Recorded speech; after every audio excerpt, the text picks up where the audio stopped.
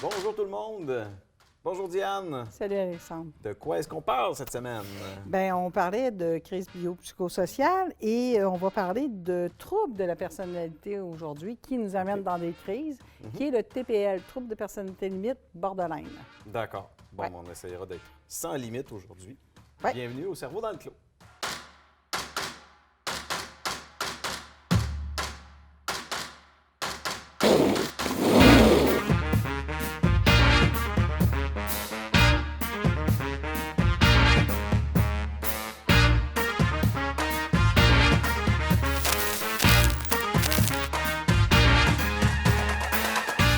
Alors Diane, trouble de personnalité limite, on en entend de plus en plus parler de ce trouble-là. Est-ce que c'est un mal récent ou c'est juste que maintenant, depuis quelque temps, on a mis une étiquette dessus?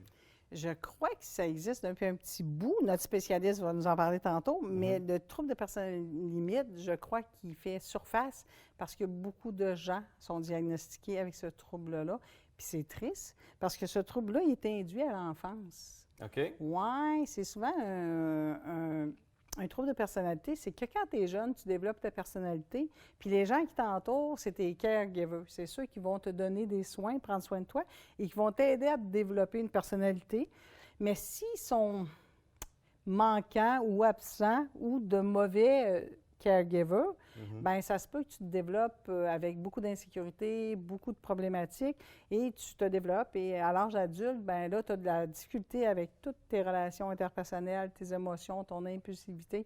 C'est que ça nuit beaucoup au point que toutes tes relations vont vraiment mal, puis ton identité, tu sais, quand on est jeune puis on se développe auprès de maman, papa, bien, c'est l'image de soi qu'on se construit. Puis Ouais. si on a des gens qui sont désorganisés eux aussi, malheureusement, en cause de la drogue, des troubles de santé mentale, des dépressions, bien, on se développe un peu pas parfaitement, puis on amène ça dans notre vie adulte et on a beaucoup de difficultés à gérer notre impulsivité, nos rapports avec les autres. Fait que ce que tu as vécu avec maman, bien, ton chum va l'écoper ou ta blonde parce que ta relation avec autrui, c'est dur à gérer. Tu as toujours la peur de l'abandon. Je te dirais, si je pourrais dire, dis-moi une chose des TPL, c'est la peur de l'abandon. Le rejet fait beaucoup mal aux TPL, OK. aux personnes qui ont le diagnostic de trouble de personnalité limite, des borderline. Parce que c'est ce qu'ils ont vécu à l'enfance, du rejet, de l'abandon. Oui, Puis là, ça refait surface. oui, des fois, c'est surprotection. C'est super complexe. OK. C'est un diagnostic très complexe pour essayer de dire c'est ça que j'ai ou c'est ça que mon chum a. Je dirais, je ne pas au psychologue.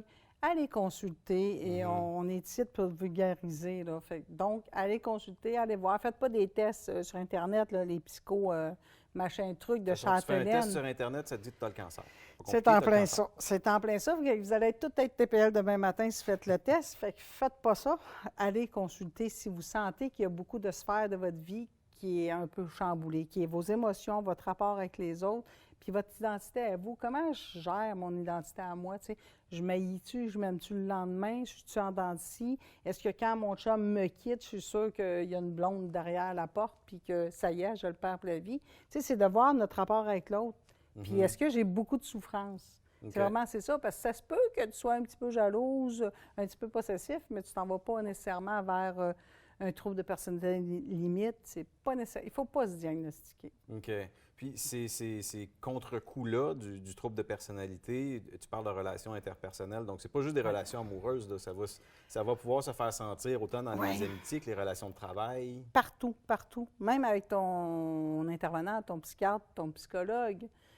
Si tu es diagnostiqué TPL et que tu suis une thérapie, bien, la relation d'aide avec ton intervenant, là, ton aidant, ça va être très, très dur parce que la minute que ton intervenant pourra pas être, il va être absent, il y a un rendez-vous à la dernière minute, bien, c'est le sentiment de rejet.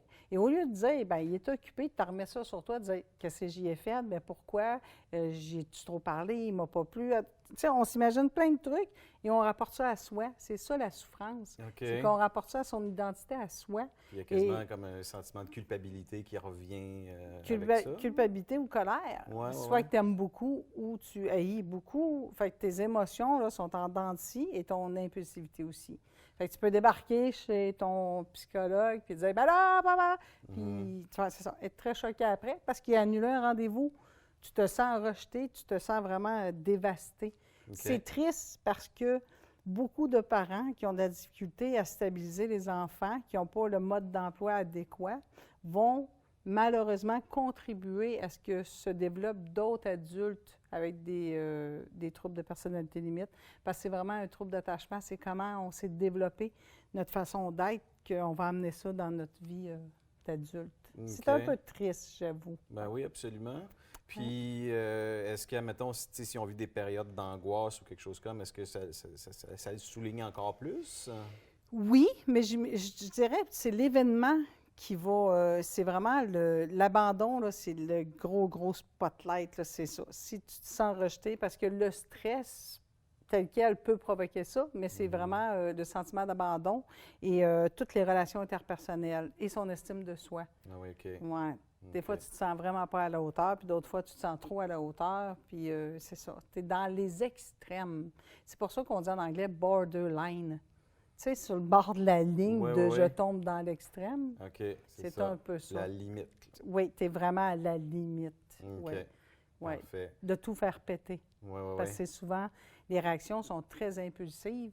Donc, c'est pour une vie de couple, que ce soit l'homme ou la femme, ou peu importe les deux, là, qui ont des problèmes de TPL, borderline, bien, c'est très dur à gérer parce que c'est souvent... C'est très explosif comme situation. OK. Et puis, qui est-ce qui vient nous démystifier ce trouble-là? Bien, encore, mon professeur d'école que j'ai beaucoup aimé. Tu l'aimes bien, hein? Ah oui, je l'adore, lui. Quel savoir. Au cégep de Victo, il enseigne en santé mentale. OK. Et donc, je l'ai invité parce que c'est un livre ouvert sur le TPL, le borderline. Il connaît beaucoup toutes les facettes, puis il va pouvoir plus le démystifier, le vulgariser pour tout le monde. OK. Au lieu qu'on se connaît plus que nous deux. Oui, au lieu qu'on se déclare TPL demain matin, là, on va laisser lui D'accord. faire plus d'allure. Parfait. Alors, on revient de l'autre côté avec Sébastien Auger. Bien, on est de retour avec Sébastien Auger, professeur au Cégep de Victoriaville en santé mentale et en éducation spécialisée et conférencier. Et ce qu'on veut parler aujourd'hui, c'est les troubles de personnalité limite borderline. Je veux que tu m'en parles, je veux que tu me l'expliques, parce que comme on a dit, on n'est pas psychiatre, pas psychologue, pas médecin, on a besoin des gens pour vulgariser tout ça. Fait que TPL. OK. Par où commencer? Ah oui, hein, c'est béton. Eh bien, d'abord, je pourrais vous parler un petit peu de la personnalité. C'est quoi, en fait? C'est un curieux mélange de génétique. C'est notre tempérament. On est comme ça. On est avec différents types de tempéraments. Et puis, il y a le caractère. C'est tout ce qu'on a appris, toutes les premières expériences qu'on a eues. Donc, le tempérament, puis le caractère mis ensemble forme la personnalité. Et puis, à travers toutes les expériences qu'on vit dans notre enfance puis notre adolescence, bien, tout dépendamment comment est-ce que nos besoins sont répondus ou non, bien, on va développer différents types de schémas, tout dépendamment des expériences qu'on a. Il y en a qui développent des expériences, des schémas, par exemple, autour de l'abandon, du rejet. Il y a des gens qui développent des schémas au niveau de la performance, puis il faut toujours qu'ils atteignent vraiment des très hauts niveaux de performance. Bref, la liste pourrait être longue. Il existe toutes sortes de petits schémas comme ça. On a toutes nos bébites intérieures, là. Et puis, mais quand on parle de troubles de personnalité, en fait, c'est que c'est des schémas qui prennent toute la place dans la vie et puis ça vient comme...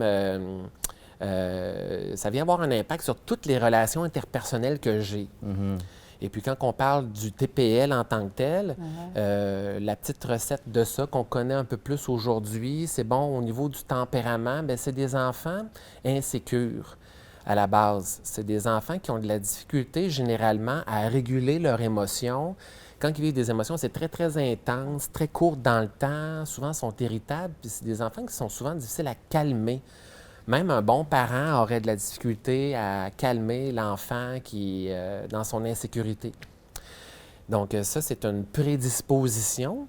Habituellement, ce type de tempérament-là va s'atténuer dans l'adolescence et au cours de l'âge adulte, mais il y a certains facteurs qui vont faire en sorte que ça peut perdurer un peu plus, voire même se cristalliser dans le temps.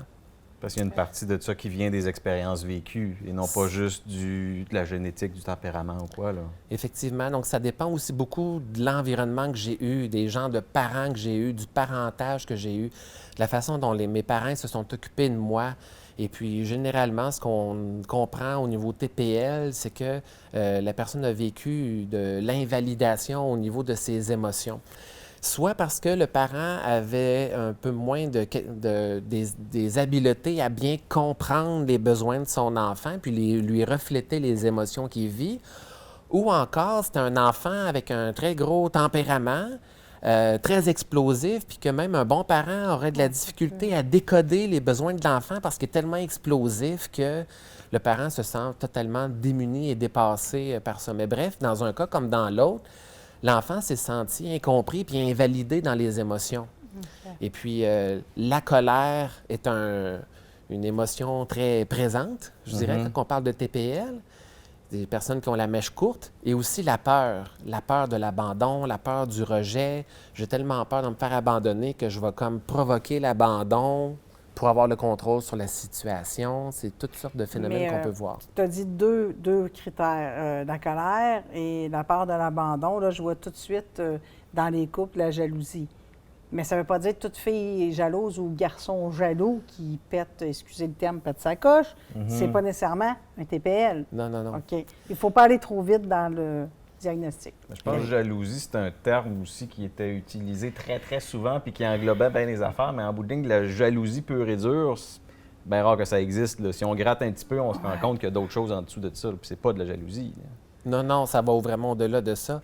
Et puis pour correspondre aux critères diagnostiques, d'ailleurs, on ne se diagnostique jamais soi-même ou ni son chum ou sa blonde, là. Ça prend une évaluation par un professionnel. Ça prend beaucoup, beaucoup, beaucoup de critères. Et puis, il faut voir que ça fait longtemps que ces traits-là perdurent dans le temps et puis que la personne va les vivre dans la plupart de ses sphères de vie. On voit de l'impulsivité, on voit aussi des visions un peu tout blanc, tout noir de la réalité. À un moment donné, je t'aime, tu fais quelque chose qui me dérange, je t'haïs. Fait que c'est vraiment tout blanc, tout noir.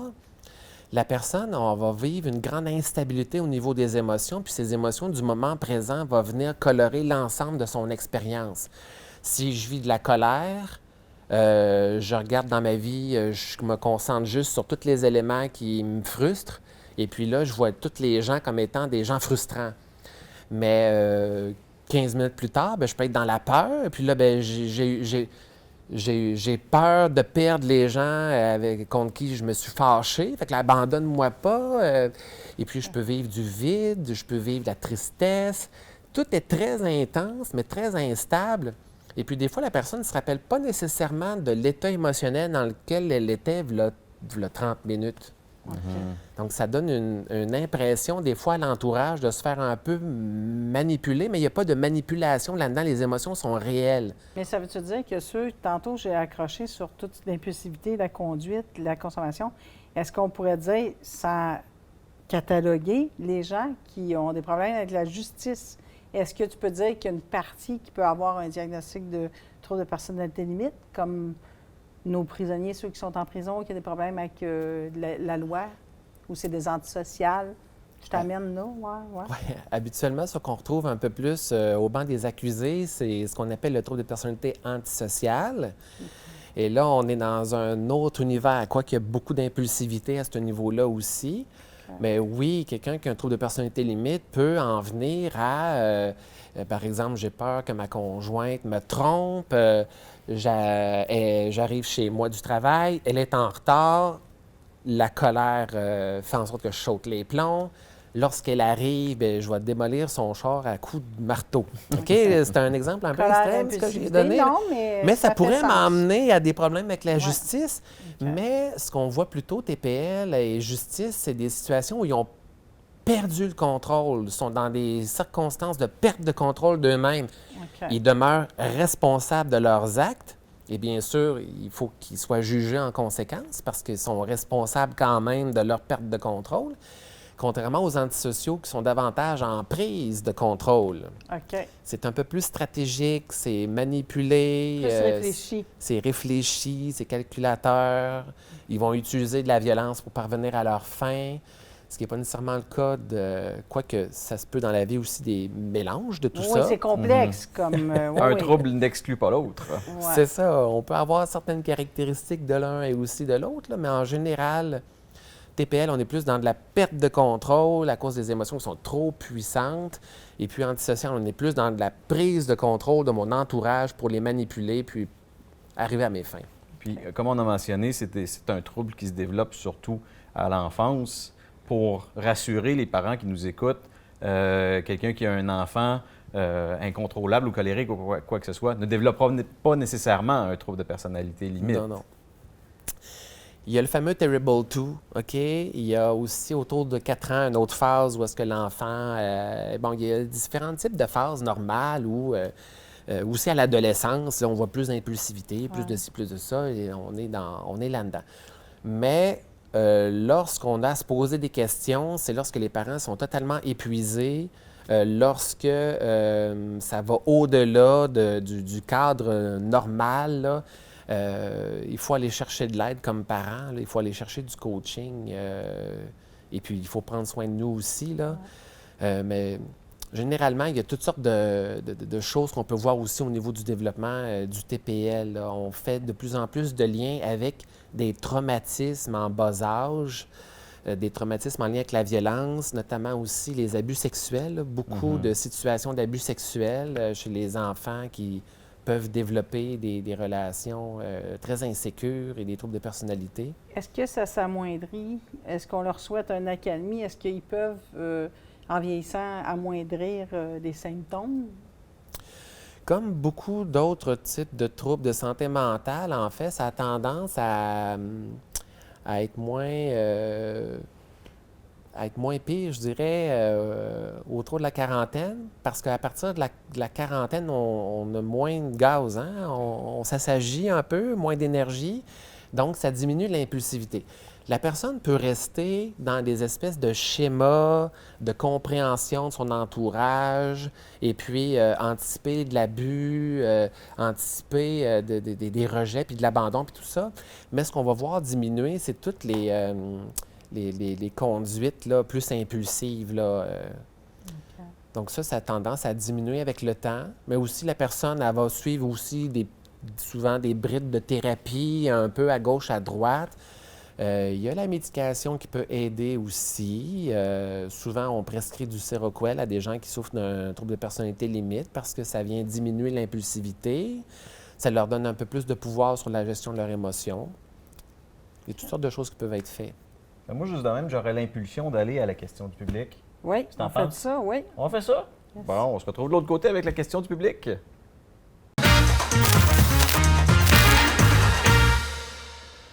Bien, on est de retour avec la question du public. Puis c'est moi le public aujourd'hui, Sébastien. J'ai besoin que tu m'éclaires pour... je veux être une bonne intervenante. Des fois, j'ai de la difficulté avec la gestion avec une personne qui a un diagnostic de trouble de personnalité limite. Je me dis, comment je positionne pour qu'il n'y ait pas un bris? Parce que des fois, je suis la mauvaise intervenante, puis des fois, je suis la meilleure. Puis on se promène là-dedans et j'ai de la difficulté à mettre un cadre. Comment je pourrais mettre le cadre? C'est une très Question bonne ouverte, question. hein? Oui, il y aurait beaucoup de choses à dire sur ça. Je dirais qu'il faut être sécurisant. C'est des personnes insécures. Fait qu'il faut voir derrière tout ce comportement-là beaucoup d'insécurité. Et puis, donc, il faut être prévisible. Il faut... souvent, là, les routines, les horaires vont beaucoup aider.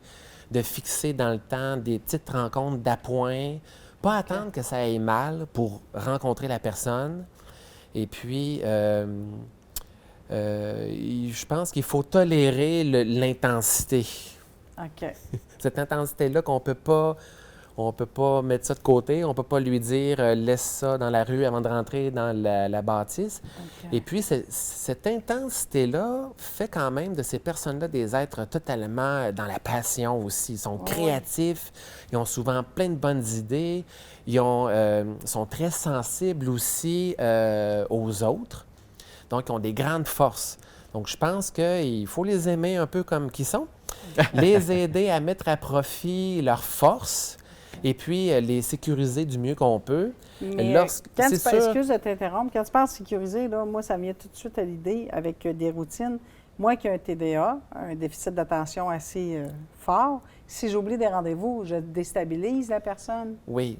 OK. C'est sûr Je parle que d'une prise. pour quelqu'un qui Ouais. oublie un rendez-vous, pour l'autre personne, ça peut être vécu comme étant un abandon, un rejet. Puis là, l'espèce de schéma qui se met en place, c'est finalement, je n'étais pas si important que ça, puis c'est pour ça qu'elle est partie faire d'autres choses, elle était en train de s'occuper de quelqu'un d'autre, puis OK. au fond, mon besoin n'était pas important. Et puis là, tu peux devenir le portrait de la mère froide, intransigeante, qui refuse de reconnaître mes besoins. Puis là, ça va s'accompagner d'une grande colère. Ouais. Et puis là, cette colère-là, c'est pas juste la colère envers ton retard ou ton oubli, ça réactive l'ensemble de mon histoire du fait que parfois j'ai été négligé, que j'ai été abandonné pour vrai. Donc, c'est un gros chantier, là. Ah. Donc, c'est pour ça que c'est... Comment t'éteins ce feu-là, mettons, que ça allume, là? Garder son calme. OK. Beaucoup de réponses empathiques. C'est sûr qu'il y a certains comportements qu'on ne peut pas accepter. On n'accepte pas la violence. Sur le coup, c'est pas nécessairement une bonne idée d'intervenir sur le comportement en tant que tel parce que OK. ça peut mettre le feu. Lors du retour au calme, il faut prendre une entente avec la personne sur « je peux quand même pas accepter que tu me parles en utilisant ces mots-là ». Puis là, on utilise des faits. OK. Souvent, lors du retour au calme, la personne a tendance à se sentir coupable et à être capable de voir un peu ce qu'elle a fait. Fait que c'est le moment de s'en servir. Quand on se sent coupable, c'est là que t'attaques. On met en place un cadre du genre, lorsqu'une situation similaire se reproduit, qu'est-ce qu'on peut faire ensemble pour le gérer différemment? Et puis là, c'est une construction à deux, un petit contrat d'entente qui peut être verbal ou écrit. Et à ce moment-là, ben, on met en place... Dans le fond, mais- tu mets des garde-fous en place. Tu Oui. dis, mais que ça repète, ben, on est préparés tous les deux. Mais pas à chaud parce que ça risque de déclencher encore plus de colère. Sur le coup, il faut être plutôt dans de l'écoute empathique puis de valider l'émotion qui est là. Essayer de Tu es pas en la prendre personnelle, colère, ça peut être tough c'est ça, tu es en colère, effectivement, il ne faut pas trop le prendre. Il faut prendre au sérieux ce qui a pu déclencher, parce que sinon on en reviendrait comme à invalider ce que la personne a vécu. Mais il ne faut pas le prendre 100% personnel dans le sens que, OK, on vient de réactiver une grande douleur que la personne elle a intégrée dans sa vie. Et puis, il faut voir la grande souffrance qui est à l'intérieur de ça. Il faut se dire que, ah, OK, présentement, je suis comme la mère froide qui ne s'occupe pas de son enfant. Là. Et puis, il ne faut pas chercher à se débarrasser de ce manteau-là. Il faut le porter puis dire, je comprends que tu sois fâché. Et puis, après coup, c'est là qui est indiqué lors du retour au calme de convenir avec la personne qu'est-ce qu'on peut faire. Parce que moi, ça peut m'arriver d'être en retard. J'aimerais que tu puisses comprendre que c'est pas un abandon quand que ça arrive. C'est vraiment ma responsabilité au niveau de ma gestion du temps. Et puis, quel genre de petits trucs qu'on peut se donner ensemble pour éviter que ça arrive. Ça veut dire, quand ça éclate, on accueille, On valide, on on ce qui se écoute. passe, on écoute. Oui. Même s'il y a des propos qui sont en colère, là, ça sort pas d'où. On accueille et après, on fait un retour, dire, regarde, la dernière fois, ça, par contre, je veux pas que tu me dises ça, on peut Oui. faire ça. Mais sur le coup, on laisse aller, même si ça a dit tout calme. Oui. Ben, ça sort des gros mots, on laisse aller. Et la dernière question de l'intervenante que je suis rapidement, je peux? Ben oui. Si j'écoute est-ce que je peux, j'avais la peur de créer aussi un lien, pas de dépendance, mais un lien si fort que de la minute que je ne réponds pas présente, que je rebrille ça en étant vraiment dans l'écoute puis dans jouer le rôle de la mère qui écoute et non la mère froide, tu me suis? Si la journée où mon TDA fait que, ah merde, j'ai oublié d'appeler ou j'ai oublié de répondre, est-ce que ça peut redéclencher plus fort vu qu'on a créé un lien vraiment solide? Tu me suis-tu? Il faut, c'est pas évident, Ouais. mais il faut essayer de toujours garder la même distance. OK.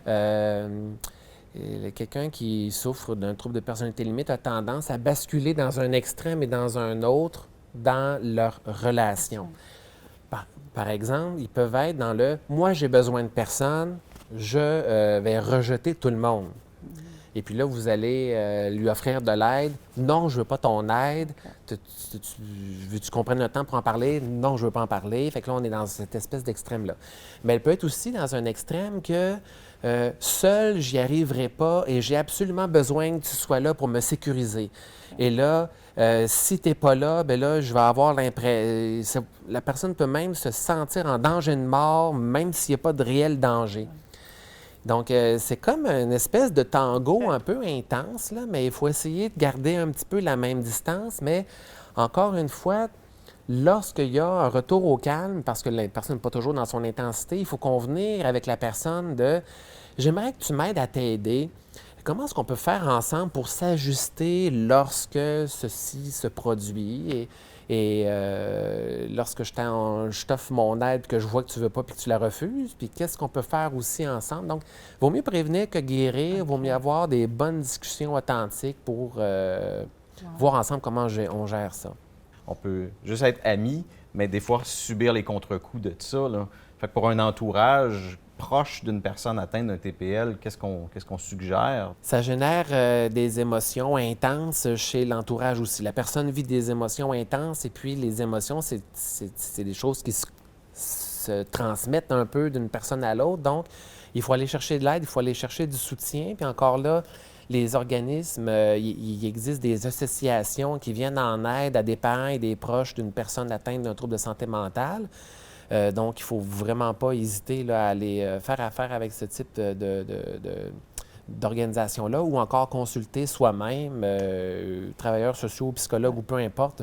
Aidez-moi à composer avec ça. Il faut être dans une zone de confort parce qu'en tant qu'ami, on ne peut pas tolérer l'intolérable non plus. Il faut un peu ajuster l'espèce de frontière, l'espèce de limite. Si on se met à faire de l'insomnie parce qu'on a peur que la personne fasse une tentative de suicide, là, c'est sûr qu'il y a toutes sortes de choses là, qu'il faut tenir compte. Là. Il faut que j'aille chercher de l'aide. Si je suis inquiet, souvent on parle de la tentative de suicide parce que souvent il y a des idées suicidaires qui sont très présentes. Là. Même en tant que proche, ami ou membre de la famille, je peux appeler au centre de prévention au suicide si je suis inquiet pour quelqu'un. Donc, je peux avoir de l'écoute, je peux avoir du soutien, Et puis, des fois, quand on est inquiet, là, les émotions sont intenses chez nous aussi. Là, on a besoin de quelqu'un qui nous aide à relativiser les choses. Sébastien, merci beaucoup de nous avoir démystifié ce trouble. Et restons authentiques dans nos relations. Absolument. Bon, ben, merci, Sébastien. Merci beaucoup. Merci à vous d'avoir été à l'écoute et on se retrouve bientôt pour un autre épisode de Cerveau dans le clos.